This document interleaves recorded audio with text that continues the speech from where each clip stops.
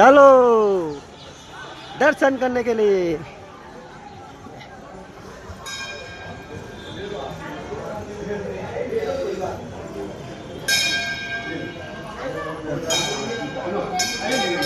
मित्रों जय श्री कृष्ण। तो आज આપણે પધાર્યા છે મથુરા બધું જોવા માટે। તો એ બિરલા મંદિર જે લક્ષ્મી નારાયણ નું પ્રસિદ્ધ મંદિર છે, આપણે ત્યાં આગળ પહેલા દર્શન કરીશું, પછી આપણે આગળ વધીશું। તો તમે મારી સાથે ચાલો લક્ષ્મી નારાયણ દર્શન કરવા માટે।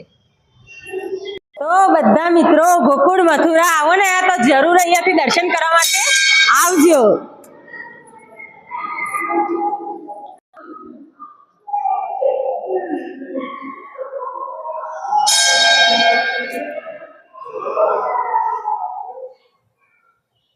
अरे बाहर चलो, बाहर हनुमान जी का मंदिर है, उधर दर्शन करो, परिक्रमा करो उधर।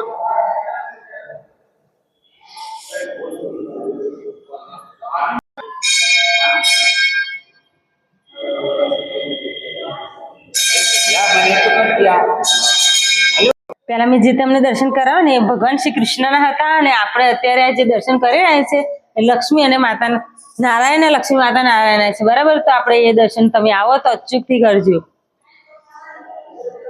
नारायण भगवान અને लक्ष्मी माता અને આપણે ભગવાન કૃષ્ણના દર્શન કર્યા, લક્ષ્મી નારાયણના દર્શન કર્યા, સાઈડ માં પ્રભુ શ્રી રામ અને માતા સીતાના પણ આપણે દર્શન કરવાના રહેશે। તો તમે આવો તો અહીંયા પણ દર્શન જરૂરથી કરજો। વનિતા ચલ પર દર્શન કરે।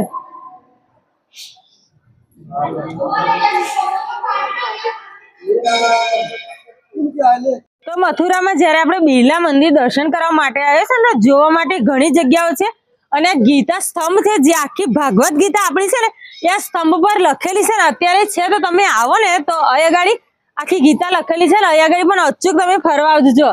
આવી રીતે જેવા શબ્દો ગીતાના લખેલા છે ને બધા આખા સ્તંભ પર લખેલા છે, એને એટલે એને ગીતા સ્તંભ કહેવામાં આવે છે। તો તમે ભગવાન શ્રી કૃષ્ણ છે ને મસ્ત, તો તમે આવો ને તો અહીંયા પણ જરૂરથી આવજો।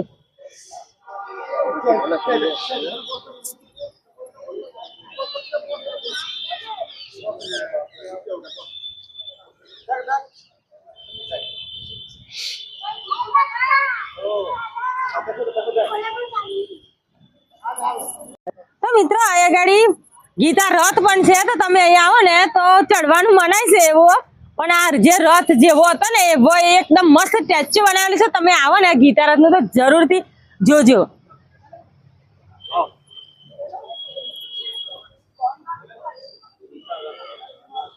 ગીતા રથ કે છે આને। તમે અહીંયા આવશો ને મથુરામાં તો અહીંયા મસ્ત મસ્ત જોવાલાયક સ્થળ છે, તમે જરૂરથી એકવાર અચૂકથી આવજો। તો મિત્રો આપણે ગીતા સ્તંભના દર્શન કર્યા ને ત્યાર પછી આપણે અહીંયા આવે છે દક્ષિણમુખી હનુમાન દાદાનું મંદિર। તો તમે અહીંયા આગળ આવશો ને તો આ બધી જગ્યાઓ તમને એક જ જગ્યા પર જોવા મળવાની છે, તો તમારે અહીંયા આગળ જરૂર આવવાનું છે અને આપણે હનુમાન દાદાના દર્શન કરીશું। તમે અચૂક આવો ને તો આ બધે તમે દર્શન કરી શકશો।